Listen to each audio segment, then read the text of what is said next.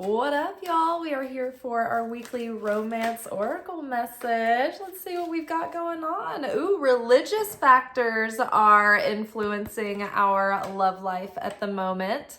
I think that's very true. I think that so many people are having a spiritual awakening and they're up leveling to their next level. And so we're kind of integrating into our new self. And so I think that, in addition to religious factors, I think spiritual factors are at play within those religious factors. For me, I think that my religion, it's inseparable from spirituality. My spirit is guided, I guess, by my beliefs in my religion. But I look at religion, I guess, in a more liberating way than a lot of people associate with the word religious. But I do feel like sometimes we really do, like our love lives are more affected by our religious beliefs than we think. And so what is going to help us immensely is finding a partner who has compatible beliefs. If you have very strong beliefs or your life is built upon living in a state of faith, if you are making your decisions and guiding your life, connected with your faith and with that spiritual guidance and that internal compass, then you need to be with a partner who reflects those values and who also lives in that way. Otherwise, it will be a conflict, right? When it comes time to make big life decisions together, they won't take your opinion is valid because they don't believe in the spiritual guidance that you do, right? So it is an issue, and sometimes it's so frustrating because we meet people that we like, but they don't have the same beliefs, and so it does end up impacting it later on. It really does, even if you don't have kids. So your love life is influenced by your religious upbringing and spiritual path. And then some people, they can't abide by certain things if they are like a certain, to a certain religious degree. I think we're all on a spectrum, and sometimes that makes them exclude certain other options. And it's not because of you personally, it's just because they have a specific criteria that is up to the same vibration and level and degree that they are about those beliefs. And so there's certain deal breakers that they have that aren't personal, but it's just the way it is. Honeymoon. So I think that this is so potent for the end of the year. I was literally just reading tarot at a wedding last week, and everybody there had just gotten married. So this is a big honeymoon season for so many collectively. And maybe even for those of us who are single, we might be meeting people soon, or we might just be feeling the romance of the fall. I know I am. And holiday season. I'm going to rush through this video because I'm going to go have fun tripping through the woods. So just enjoy this moment of bliss and really focus on that blissful nature and look for the things that make you feel blissful about another and what they do that makes you feel blissful, about yourself. Stay in that. Don't look for fault. Don't look to find what's wrong, because that stuff is what adds up over time. And it's what ends up breaking down the love, right? That honeymoon phase. If you focus on how that person hangs the moon for you and really make that, the 80-20% kind of thing, and be honest about their, other side, that 20% of the time. But don't be constantly looking for fault with people, because that's how you can preserve that honeymoon phase. And also just not having anger, not going to bed angry, not letting bitterness build up, but also continuing to work on yourself and the different aspects of relationship, right? Are you taking good care of yourself? Are you an exciting, interesting person? Are you interested and excited about life? Do you, are you learning how to be a good partner romantically, communicating, learning communication skills? Do you know how, do you have interrelational intelligence and emotional intelligence, essentially? Heart-to-heart conversations, we were leading into that authentic communication, right? That ability to play the balance between being your true authentic self, but knowing how much to reveal and when. And then also where a little mystery and a little distance adds to the attraction, the push and the pull of it. All right, but don't be afraid to be your true self, right? And you can be who you really are. You don't have to be someone that you're not, because there's someone for everyone, and you're gonna have a lot easier time in life if you find someone that's like super into like your true self, because then you're gonna be relaxed. You don't have to put on a front, which takes a lot of energy, right? Reconciliation. Someone from your past is returning to your life. Be careful about this, because this card doesn't necessarily mean it's a good idea to reconcile, but it could be, depending on your situation. When we talk about like relationships in Kabbalah, there's like, it really revolves around your core consciousness. If you're leaving a relationship, are you leaving it to escape?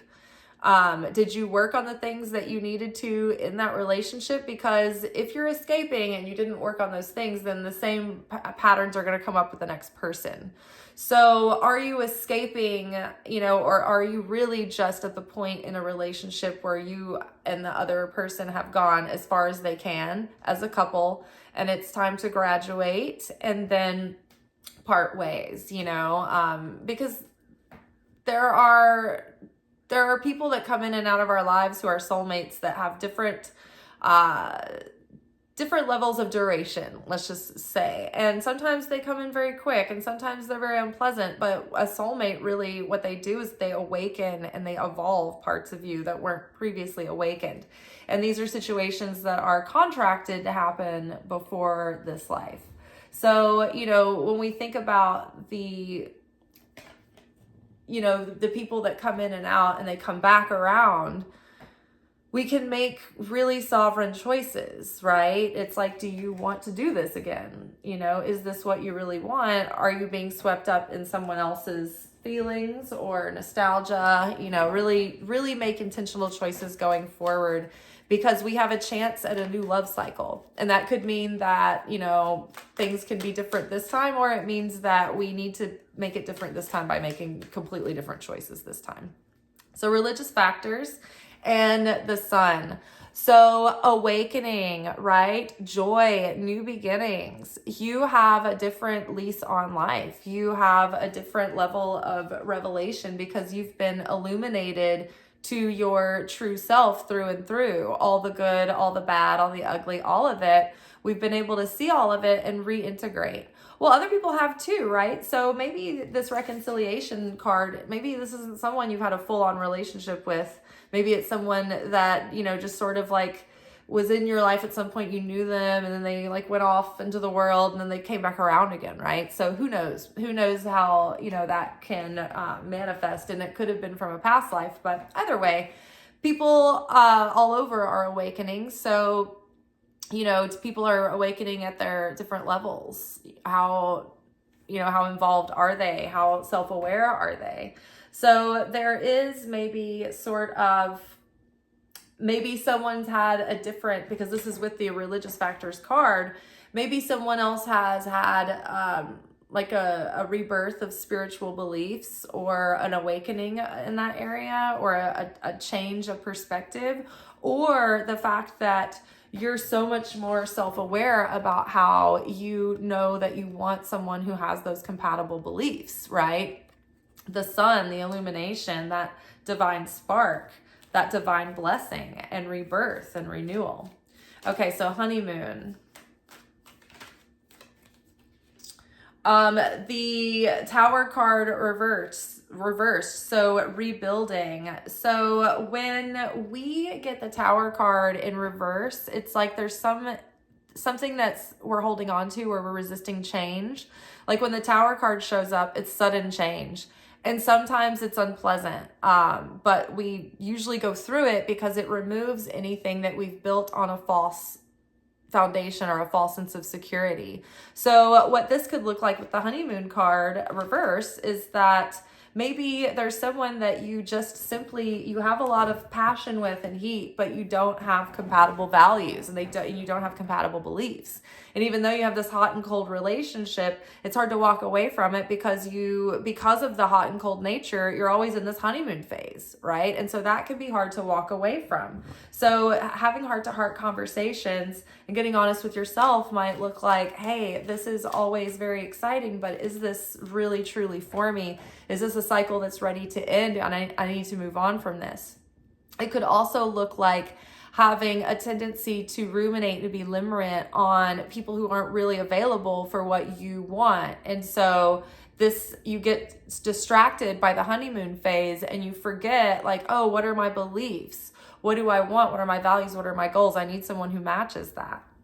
So really, having more of an awareness in this area. And when you do, we've got Ace of Cups here, love abounds. So having that honest talk with yourself and being your true self with others is really going to lead you to being able to have the new relationship cycles and new suitors and new options that are going to lead to more fulfilling and meaningful relationships that eventually will lead to meeting someone who wants the same things as you. And so this is all going to come down to being your true authentic self. We have the throat chakra here. Speaking our truth, being authentic and expressing that truth and living in that truth. And so what that looks like is when you meet new people, you're honest about who you are and what you're excited about in life. And you're not projecting that it's all going to be with that person. You're just this is what I'm about. This is what I want. I'm not really looking to entertain people who are just looking to have a vacation with someone fun. You know what I mean? So many people just want to have these little love affairs and these fun little trysts. And it's after a while, you're okay, well, I'm not your effing vacation. I'm wanting to build, right? And maybe you are in that fun, spring break state of mind. And that's okay too. Those are seasons we come in and out of. But if we're not honest with ourselves, we will fall into the trap of getting swept up in the excitement over and over and over again in cycles and be in the moment and not realize the time that's going by and how okay, so when are we going to make this happen kind of thing. So be willing to walk away from what's not right for you very quickly. Be really clear about if you're meeting people and they're immediately ticking off major boxes where you're this is going to disqualify them. Don't waste your time and energy, right? Really just entertain people who are in alignment with what you really want, and then have fun with them and be spontaneous with them and be your true self and see how it goes. But make sure that the timeline is following along those paths. Start with the fact that are they, compatible, and then hone in, after you start getting to know one another, have a vague timeline that you're, kind of checking in with, right? Some people have more time to have the dating and seeing where it goes phase than others, right? So be honest with yourself. That's where this authentic truth comes in. It's not just who we are with other people. You don't want to put a lot of time pressure on people. There's an art to this. There's finesse. And there's many great dating coaches out there to start fine-tuning that finesse, but I would highly recommend follow Matt Hussey. Men and women alike love Matt Hussey. He's about relational intelligence and emotional intelligence. He's not about strategy. He's about authentically getting the love that you want by being your authentic best self and being your authentic self with others, but still, not being that person who's putting all that pressure on someone else, right? So he's good. He's this is what you need, right? But being super honest with yourself and then being light and fun and authentic with others without projecting pressure and expectation onto them in an inappropriate timeline and scale. All right, y'all, I'm gonna go play in the woods. I will see y'all later. Ciao. Thank you for watching. If you enjoyed this video and you got something out of it, then please give it a like. Subscribe to the channel. Turn on notifications to be notified of when I drop content.